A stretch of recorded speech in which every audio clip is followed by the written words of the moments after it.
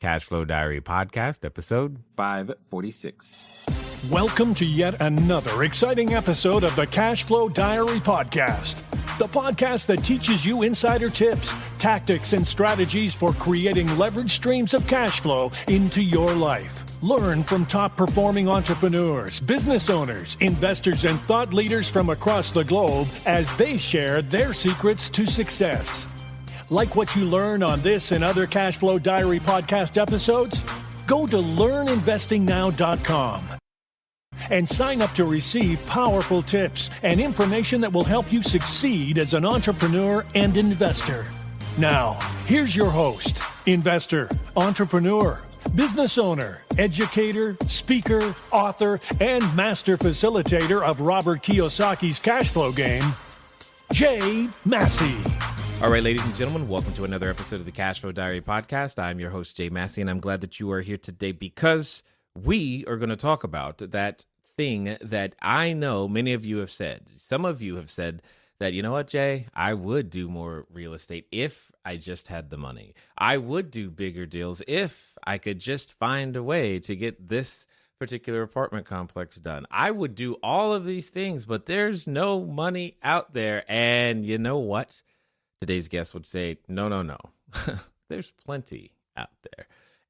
You just don't know how to find it all the time. And so therefore, we're bringing you an individual who does exactly that. Literally, he's going to show us the money. I have with me today none other than Adam Finkel. He is the founding partner and principal at Tower Capital out there in Phoenix, which is code for really, really hot place during the summers. And they're a commercial real estate finance firm. So for those of you who have always said to yourself, I want to do the bigger apartments, I want to make something bigger, better, badder happen, but I just don't know who to talk to. Well, congratulations. You chose this episode and you have chosen well, because we're going to ask him a whole bunch of questions. So here's what's going to happen. We're going to listen, we're going to learn, we're going to fall in love with the ideas and understanding that he'll be able to bring to the table. But most importantly, I want you to be ready to take action, because at the end of the day, nothing is going to change until you do. So let's get ready to listen, love, and learn from Adam Finkel. Adam, how you doing? I'm doing well, Jay. Thanks for having me on. I'm very excited to be here. I am glad that you are here too, because I get the question all the time. Jay, where's the money? I need more money. I would totally buy that place if I just had the money. So we're going to talk about all those types of things, but this being the first time that you were here, I must ask you the same question I tend to ask everybody else the first time that they're here. You ready? Yep. All right.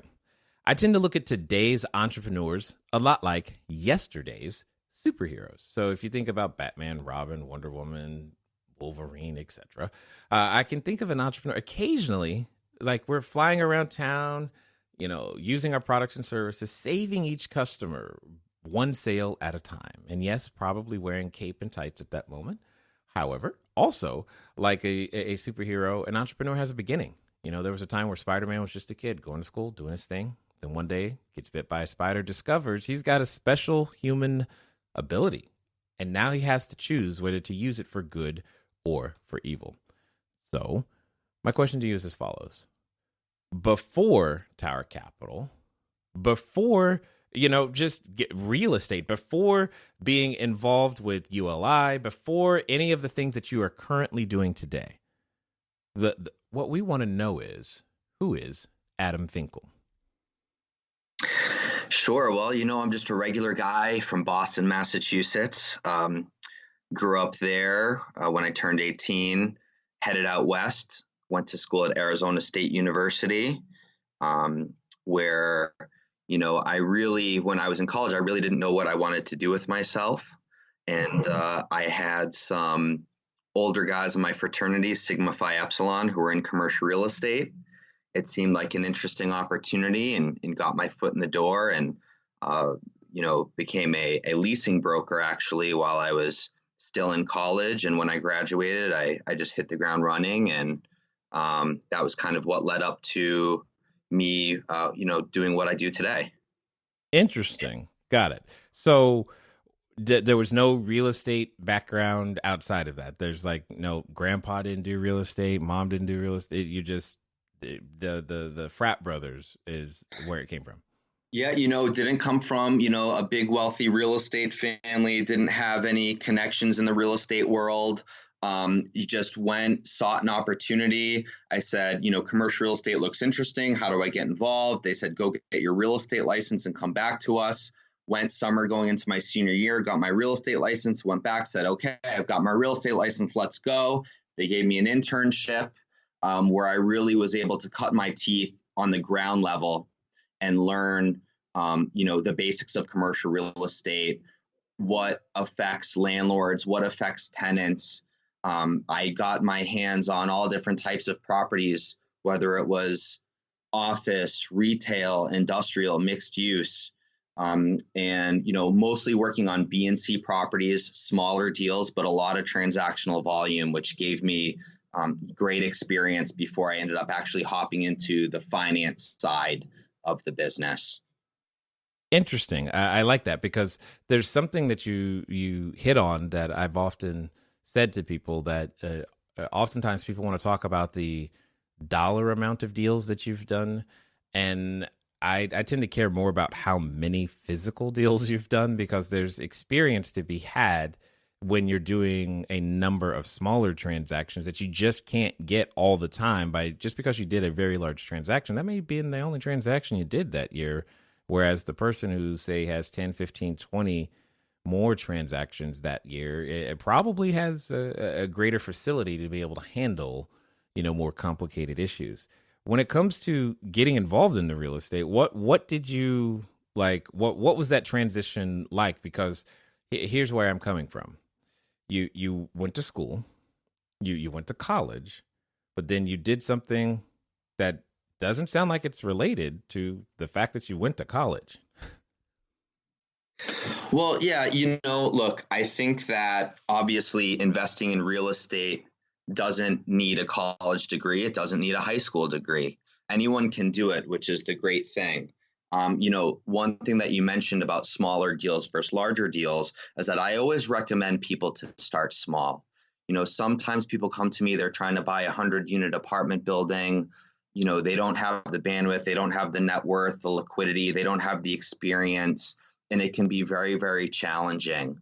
But when someone starts smaller, it's much more attainable. You get one or two under your belt, and then when you go to try to finance that larger deal, it's much, much, much easier. Lenders, they really want to see a track record. The first question I get asked is, who is the sponsor? What is their experience? Even more so than the deal. Mm-hmm. So, people shouldn't be afraid to start small, get that, real world experience, because ultimately, that's going to make them a better investor, a better operator when they do pick up the larger deal. One of the things that I would love to hear from your perspective, because I again, when I say start small, that can mean one thing. Or when someone is saying to themselves, "Yeah, I am starting small."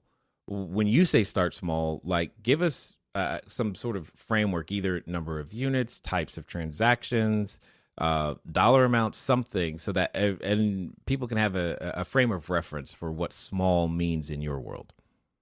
Sure. Well, I started my career mainly focusing on more commercial properties, office, retail, industrial. Today, I focus predominantly on multifamily. Now, there's other guys in my shop that are doing all types of asset classes, but for me, I'm focusing on multifamily. And, many folks get their feet wet in real estate by buying single family homes and renting them out. And I have today some clients with massive portfolios. These people are worth $100 million. They have 5,000 apartment units, and they started with single family homes. So, what I tell people who say to me, Adam, I really want to buy an apartment building and I want to, get my feet wet, and they've never done any investing, I say, go buy a single family, go buy a rental property, go buy a condo, and Nice. and get an understanding of what it's like to, go through the financing process, to, have a tenant, to deal with repairs. And then from there, they can, step up to a 6-plex or a 12-plex or a 50-unit property. Now, how often do you have someone like get mad at you for saying that because they feel like, you know what, I'm ready for that 40-unit building I saw down the street right now, Adam? Well, Jay, sometimes people have to learn the hard way. You can tell them all that you can tell them, but, I think what people find is that, again, it can be very challenging when you don't have that experience to go and buy a larger building. It's much easier when you start small. So sometimes, I can tell people these things, but then they go out, they learn for themselves, and then they come back to me and they say, Adam, you know what, you were right. I'm glad we're having the same experience then. So you said you were in college. You were unclear about the direction that you wanted to go. So what was it that you saw that your frat brothers were doing or involved in that made you go, yeah, not just real estate, but specifically commercial real estate? I think it was just about the time and the place that I was in, and just kind of, all of the stars aligning. I think that, had I been provided some other opportunity, maybe I would have pursued that. I'm not really sure. But commercial real estate at the time, this was in 2003, 2004. The market was picking back up again. And to be in a place like Phoenix that has had a tremendous amount of population growth, there was a lot of action, a lot of activity. So really just, going in, taking that chance. I knew that real estate, there's no better way to build wealth than real estate, in my opinion. And, I was given an opportunity and I took the bull by the horns and went out there and hustled and started my career that way. Got it. Okay. Well, then let me ask a different question along the same veins.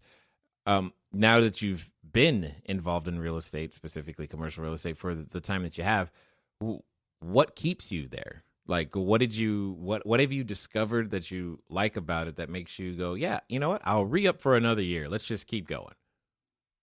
I just love working with people. I find it extremely exciting. The capital markets are very exciting to me. Dealing with the economy and, all of the events that affect, that you see in the news that affect the economy. It's really, really interesting to me. Commercial real estate and real estate in general, there's so many different facets to it. Like I said, you have multifamily, you have industrial, you have retail, you have all sort of subsectors within those.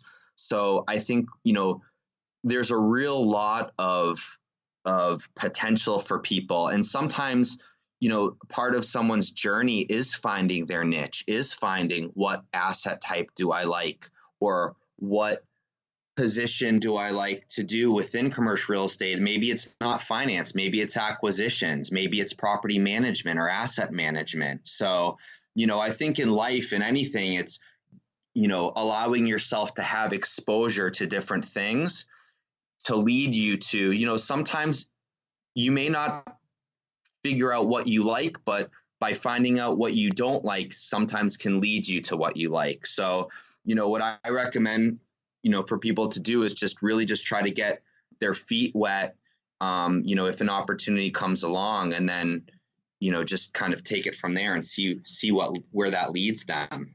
Yeah. Okay. So let's talk about that, where things lead, because where you've started, and then again, this is true for most everyone that I've ever interacted with real estate, is where you start isn't necessarily where you stay. And you've made this transition over to the capital side of the world. Tell us a little bit about what that was like and how that thought process evolved. Sure. Well, I really wasn't even considering getting into finance. I had a really great commercial real estate career. I had been in the business for about 8 years. About 4 years after graduating from Arizona State University, I had moved out to Los Angeles. I had joined up with a larger regional tenant representation firm that's since been acquired by Cressa. And I was doing a lot of leasing on behalf of law firms, um, on behalf of physicians, doing a lot of surgery centers in Beverly Hills area. But I really didn't enjoy the tenant rep, leasing side of the business. I was starting to get burnt out. I moved back to Arizona, knew I wanted to remain in commercial real estate, and just started speaking with people, having coffees, having lunches, picking people's brains. And there was a gentleman by the name of Neil Cherney who ran the capital markets group for the Phoenix, Marcus, and Millichap office. He was also the former president of the Central Arizona chapter of CCIM, which is a commercial real estate organization. And he said to me, you know what, Adam, I'm getting busier. I could really use some help. Why don't you come over to Johnson Capital and come work with me? So in 2012, I joined up with Neil. He was a great mentor, taught me a lot. I started as an analyst, learned how to do all the numbers, how to underwrite, how to evaluate commercial properties. Then I got quickly onto the production side, and, really it just flourished from there. I had started my company, really the stars had aligned to start my company end of 2014. Johnson Capital was acquired by a larger publicly traded company out of Bethesda, Maryland called Walker and Dunlap. Mm-hmm. And that's really kind of when the stars aligned for me to jump ship, start Tower with my best friend since college. I've always had an entrepreneurial streak, and I really didn't want to work for a large public company. So I said to myself, I don't have any kids yet. If I'm going to take a chance, it's now. I went out, I started Tower Capital, and, we built up a reputation of executing for people and out there hustling. And, today we have 8 employees. We'll finance about $300 to $400 million this year out of our Phoenix office, both for all different types of real estate projects, whether it's existing, ground up, transitional, and, really just trying to grow the company. And everything has really happened organically, to be honest. Well, that's good. That's kind of a great way to make all of those things happen. Tell us, if you will, some of the types of transactions that Tower Capital that you guys prefer, that you like, this is our bread and butter. These are the ones that we love to make happen for clients. Sure. Well, we love all types of deals, and that's one of the things that makes Tower Capital unique, is that we're not solely focused on one particular asset type. So, we're financing all different types of assets in all situations, whether it's a stabilized property, a transitional asset in need of a bridge loan, or a ground up development project. Most of our loans are, a couple of $1 million and up. In fact, typically the larger loans actually end up being a little bit easier than some of the smaller stuff. Right. But again, as I said before, small deals can turn into large deals. And, we've grown as a company, and, we've also seen our clients grow as well. So, really what we do is we have a very collaborative approach. So, I handle most of our multifamily business. If it's just a stabilized deal already existing, we could be utilizing Fannie Mae, Freddie Mac, a bank, a credit union for that type of financing. For our hotel business, my partner, Kyle McDonough, handles most of that work. For our more highly structured deals where it's, a ground up, apartment building where, we're putting the whole capital stack together. That might be my other colleague, George Maravilla, who comes from a development background. So, all of our capital advisors have unique experiences, which allow us to provide, an excellent level of service, really, no matter what the situation is. I will say we don't really do too many owner user type properties. If you own a business and you're, looking to buy a building for your company, we don't do too much of that. Those deals tend to be a little bit on the smaller side. We also aren't super involved with the very large institutional projects. We are a middle market company. We're working with small to medium-sized investors and some quasi-institutional groups. Mainly our bread and butter is the $5 to $25 million transactions for the most part. Got it. All right. Okay, so let me throw something at you that is kind of real, but real for me. That I'm curious to hear your response, because it's a mix of a lot of what you've just mentioned, and it's not clear cut in any one of them. For example, what we'll do is we'll tend to run a number of short-term rentals using, usually in my world, apartment buildings. So that could be for either from a purchase standpoint or what I like to call, it's not really a refinance standpoint, but that's what it feels more like, to where maybe we'll go in and lease the property for 12, 18 months ahead, and then towards the end of that lease, we would begin to look for our capital to then purchase that same building and continue operating it as a short-term rental. Now, sometimes in there, there's some rehab or reconstruction or even building new, but is that something in the realm of what you guys can play around? Hey guys, thanks for listening as always, and I'm glad that you continue to support with each and every download and subscription and share. One of the things that I want to ask you, though, is where are you listening to me from right now? I know some of you, maybe you're on a treadmill, maybe you're washing dishes, maybe you're walking that dog, and some of you are actually in a vehicle driving right now. One of the fun things that you can do, get some of your time back, is begin to living a car-free existence.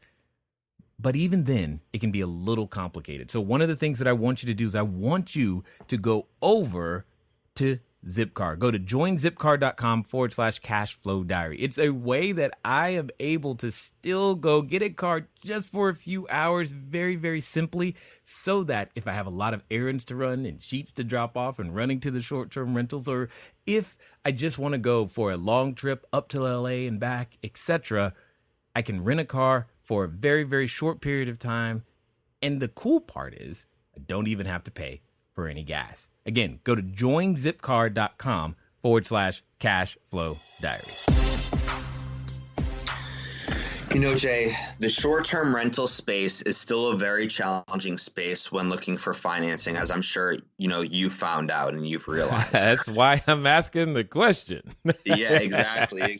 You and a lot of other people. And trust me, being in a town like Scottsdale, Arizona, where, we have our share of people coming to vacation, the Airbnbs and the short-term rentals is huge business where I come from. Yet it's very difficult to finance because it doesn't fit into any box yet. It's its own growing new asset class. But the lenders are still trying to figure it out because, when you have an apartment building, you have stability with, many lenders want to see, the majority of them 12-month leases, or, the lenders typically aren't going to want to see a bunch of month-to-month leases in there. They want more stability. And, as far as the hotels go, there's only, there's a limited amount of lenders that deal in the hotel space. And then they want to see, what type of flag is it? Is it a Marriott? Is it a Hilton? Is it an IHG? And so there's so many stipulations. So, the short-term rental, it doesn't fit in the box. Now, there are some lenders that you're starting to see. I know, one or two that have programs specific to the short-term rentals. I think over time, you're going to see more of that capital available, and especially when these lenders figure out how they can securitize those deals as well. Right. But, as of now, yes, it's, I wish I had a better answer for you, but they are very challenging to finance. Well, and I knew that going in. I just wanted to ask anyway. But I also had the question, or at least the thought, that it sounds like one of the things you guys do over at Tower is you, for lack of a better word, you kind of play the middle, meaning you have to invest a significant amount of your time, assets, resources in finding sources of funds, and then you also spend time probably hanging around operators looking for, making sure that we know that you guys exist because we're the ones who have the funding needs, and you've got to be talking to both. And it would lend to, me to believe that you have alternative sources of capital other than just your Fannie Freddie stuff. And, I would assume you have relationships with, family offices, for instance. Am I close? Sure. Yeah. I mean, we work with, what we really do is we get a full understanding of what are the needs of the investor, of the borrower. What is the type of asset? And we triangulate that with the capital source that's going to be the best fit, whether that is a bank, a credit union, Fannie, Freddie, HUD, a debt fund, an opportunistic private equity group. And within those types of capital sources, who is going to offer the best terms? And so, typically with the family offices, we're typically seeing family offices, at least I see them as being a more conservative, longer term type of investor. Mm-hmm. The debt funds are really who is providing a lot of the bridge money and more opportunistic money. Those loans are typically going to be higher interest only loans, but they're typically going to be on a shorter term scale. So, those lenders want to be in and out of the deal in, 2 to 3 years. Maybe some will stretch longer, but they also need to know, where is my exit? How am I going to be taken out of this loan? So we may have lenders, non-traditional lenders that like this space, that believe in the investor and the operator, that like the location. But then the question is, okay, well, if I finance this acquisition for this person, where is my takeout? Because right now, the banks aren't lending on them. And as we just spoke about, it's very challenging. So, that creates another hurdle for people with those deals. So, again, I mean, I think that over time, people are going to start to figure it out. It's a very excellent time to be a borrower right now. Interest rates are very, very low. They may be even going lower. A lot of these lenders have a lot of capital sitting on the sidelines that they need to deploy. It's not that they don't want to, because, that's sitting there burning a hole in their pocket. They need to put the money out to get their returns. But what we're seeing in this environment is that lenders are still having strict underwriting parameters. We really haven't seen things loosen up like they did leading up to the Great Recession. And so what we're seeing is that if a deal fits all the checks off all the boxes, it's a strong operator, it's a strong asset, it's in a strong location, you have so many different capital providers chasing those deals. And in fact, we've had bidding wars on some of our properties, which I've never seen before. I mean, usually, the investment sales guys who are selling these deals, there's bidding wars and the prices get bid up. In my world, we were financing a transitional apartment building. We went in for a $10 million loan request, and we ended up with $10.5 million for our client. So they were able to return some capital back to their investors, and they were very happy with that. So, if for a strong deal that fits the boxes, plenty of capital available. But yet, if there's one thing that's off, that's really going to limit the lending pool. So you brought up a topic that I kind of want to look at for a second. It's the whole thing around interest rates, the economy. We've danced around it, and it's clearly, something that's affecting your business. When it comes to, and again, I'm not saying, what they're doing in Denmark is going to somehow happen in the United States with, negative interest rate mortgages, etc. But I'm just wondering, how sensitive is your business or the business of the commercial lending right now relative to, imports, exports, and everything else that's just kind of happening? The capital markets are very complex, and you have a lot of forces at work, which can be difficult to wrap one's head around. And, you That's can an listen to, understatement, my friend. well, yeah. And I mean, look, you can listen to all these different economists, and they all have, varying opinions and differing opinions. And, I don't claim to know everything. And I think that when people think that they know everything, they usually don't. And so certainly the interest rates affect what I'm doing tremendously. And, right now, the reason why we're seeing so much transactional velocity in the marketplace is because interest rates are so low. And when interest rates stay low, that allows for people to, obtain a higher loan on their property. So maybe they can pay more. When interest rates start to go up, people's debt service payments start to go up. So that means that they can, afford less value of a property. Mm-hmm. And that's when you're going to start to see a lot of downward pressure on property values, because, no one's going to want to put down 40% equity on a deal. And so right now, with the rates being so low, people can afford to pay higher prices because they can still get decent leverage. And, so everyone is just kind of watching what's going on with the rates. And, we're seeing both short-term rates and long-term rates dropping.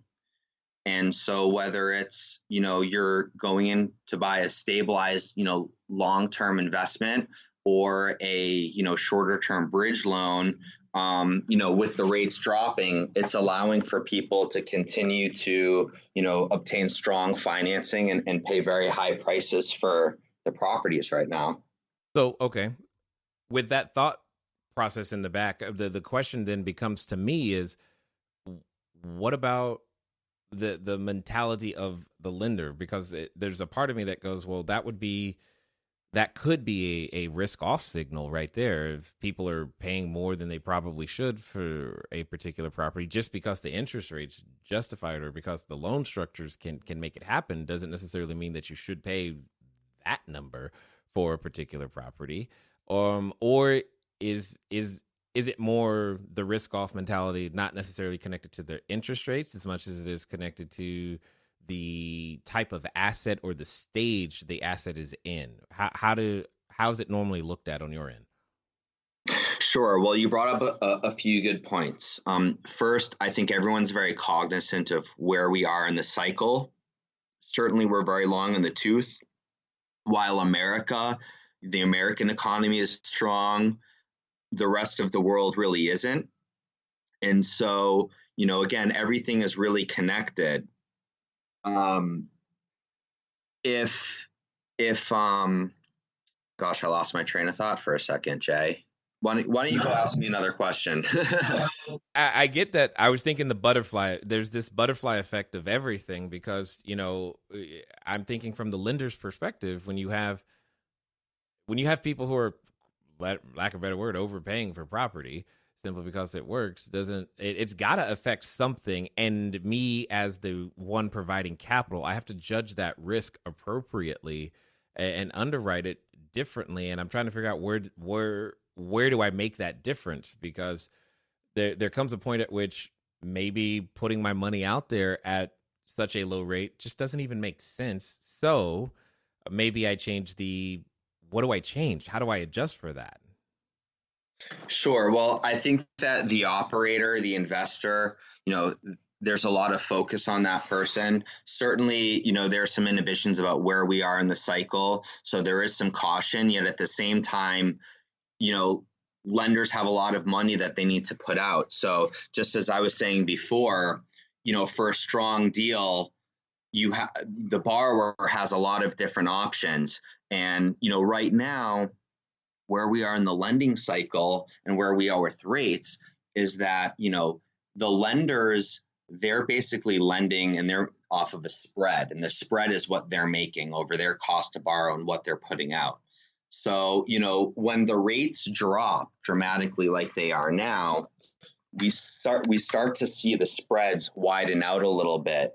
So the lenders really aren't making any less money. It's really the people that are the savers that have money in the bank that, you're not making any money on your interest. But, commercial real estate loans, they're tied to all different types of indexes. The long-term loans are typically going to be tied to the 10-year treasury, which today I think it was at 1.68 this morning, if I'm not mistaken. The shorter term, call it bridge loans, can be priced over the 30-day LIBOR. Sometimes banks will price over a prime rate, which I think is about 5.25. So, there's all different indexes, and sometimes the indexes can be affected up or down, and sometimes they're not. So just like I said, there's so many complex things at play. You would have thought everyone was thinking that, the 10-year treasury bonds would be going up and they're just dropping. I think partly that's a flight to safety because of everything that's happening, in the rest of the world right now. But, there's just a lot of things at play. So I think what people need to really focus on is, coming up with a good plan, underwriting with a little bit of cushion in their rate. The lenders on their exits, even though rates are very, very low, we typically see for multifamily, lenders, even if your interest rate is going to be, call it 4%, well, they might be underwriting at a 5% stress to see, what happens with that loan if the rates go up. Is their loan going to be able to be taken out if the rates are higher? So, it's a very, very fluid environment. The lenders definitely want to be putting out the money. They are proceeding with caution, but for a good deal, there's a lot of different options. So from your perspective, would it still be now the time, for lack of a better way of putting it, despite maybe even, because if I'm not mistaken, the curve is still inverted at the moment, yes? It is. Portions of it are inverted. So, look, I think that when a lender is underwriting a deal, call it a multifamily deal, they're looking for it to hit a 1.25 debt service coverage ratio. Right. So, if a person is buying a property at, for a certain amount, the lender is going to underwrite based upon, today's rate and a stress rate. And, the deals are working because, we still have a very strong economy. We still have rent growth and NOI growth. So, properties are appreciating not just because of, low interest rates, but also, the fundamentals of the economy are strong, at least in America. Rents are going up. We have a balance of supply and demand right now. You may see a lot of, Class A apartment units going up in certain particular submarkets, but overall, there is a need and a demand for housing, and there's a demand and a need for office space and industrial space. And so, even with, rates low, that could potentially be putting, a kind of a false upward pressure on values.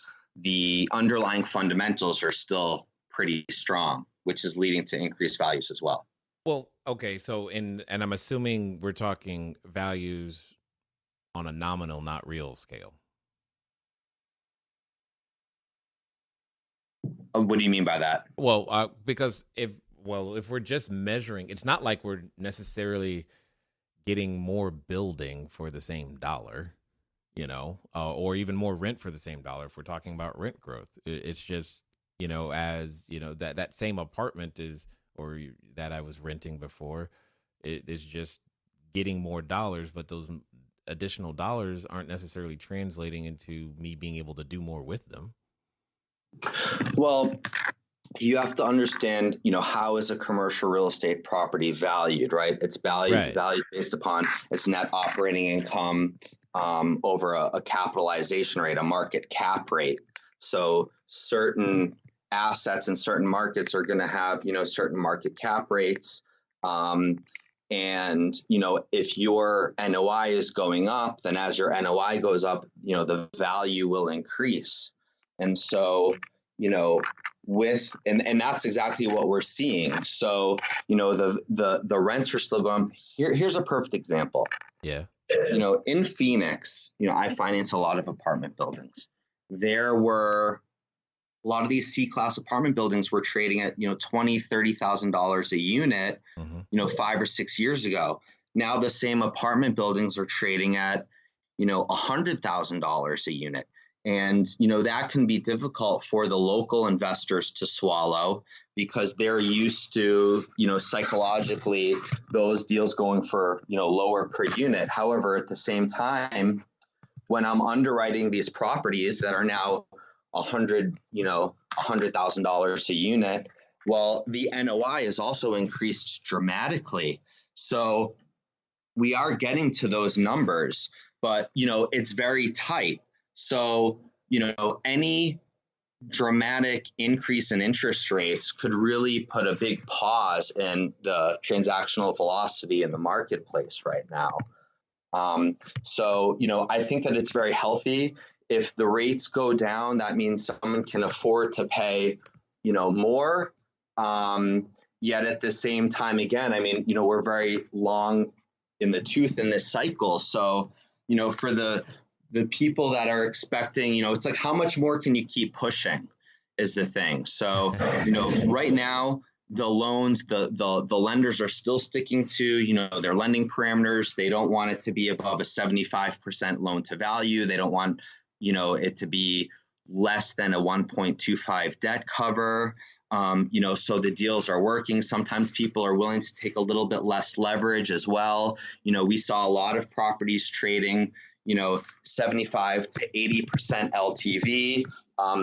Now the in-place cash flows can only support about a 70% LTV loan in many instances, or sometimes less. So, there's a lot of different forces at work that you have to take into account, when analyzing these opportunities.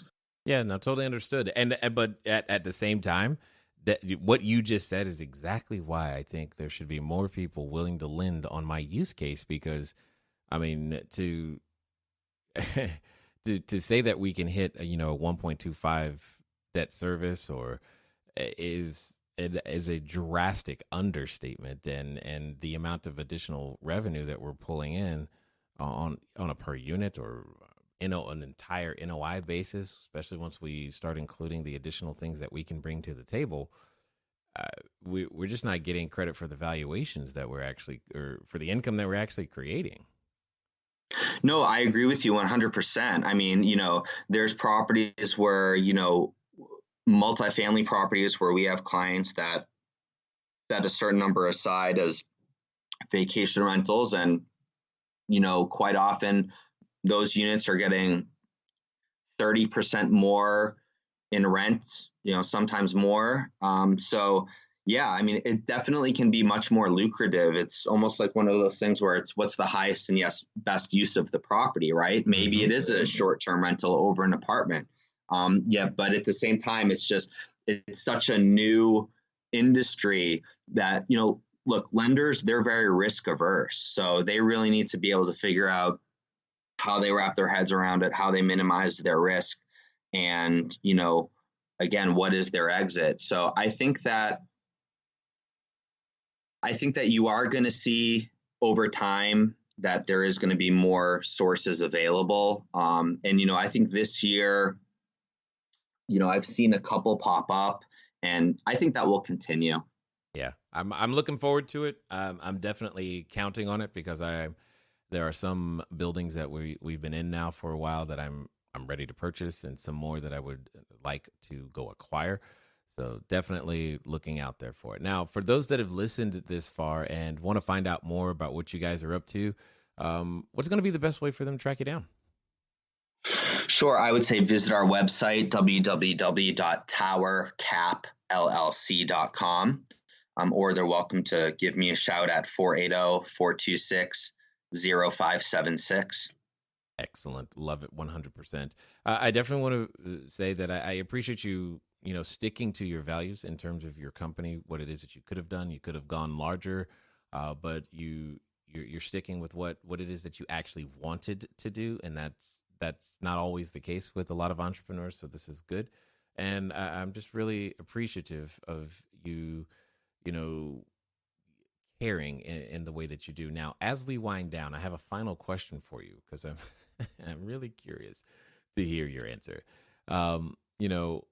As you and I have been talking today and people have been listening, someone probably got to what I like to call the precipice of decision. It's where they, said, okay, that's it. Finally, Adam's here. Now I can do the property that I wanted to do. This, commercial building, this gas station, this thing that I'm after can actually happen. And they're like, all right, drawing that line in the sand, and they're moving forward. Now, like I know, that oftentimes when we draw those lines in the sand, it comes with a companion, and that companion comes in the form of a voice. And it's a voice that reminds us why it won't work, how it didn't work last time, and who am I to think that you could do a $20 million loan? What, and for some people, they're related to that voice. So my question to you is as follows. Let's pretend that this time it's going to be different, Adam. They're going to follow through. They're going to do exactly what you suggest. And they're going to do so in the next 24 to 48 hours. What would you suggest that they do? I would suggest that they get their personal financial statement and schedule of real estate buttoned up and be cognizant of the lender's parameters, their underwriting parameters and what they're looking for. Typically, as just a very quick rule of thumb, when buying a commercial real estate property, the lenders want to see a net worth equal to or greater than the loan amount. And they want to see liquidity, that means cash in the bank, of typically, at least 10% of the loan amount, 12 months of loan payments. So, if the investor doesn't meet minimum underwriting standards, then they're going to need to find someone that can come in with that balance sheet to help them acquire the size of the asset that they're looking to acquire. Got it. 100%. I like how you keep it simple, how it's very clear, and you understand your market and your business, and I definitely appreciate you taking the time to share your knowledge, your wisdom, and insight here with us today at the Cashflow Diary, sir. Great. Well, thanks, Jay. It's been my pleasure, and I wish you a great week. All right, ladies and gentlemen, you know what time it is. It's time for you to move at the speed of instruction. What does that mean? That means, well, get over to towercapllc.com. That means call him. How often do you actually get the phone number? Well, now you have it. So that's an invitation. That's why it was left. So your job, as you have just heard, get that PFS, personal financial statement, in order. Put that balance sheet together. Make sure that you are ready to take advantage of this particular opportunity, because it will change. When, who knows? But the way that it is right now, it's probably a good time for you to strike. Ladies and gentlemen, it's been fun talking to you guys today. I look forward to talking to you soon. Until next time.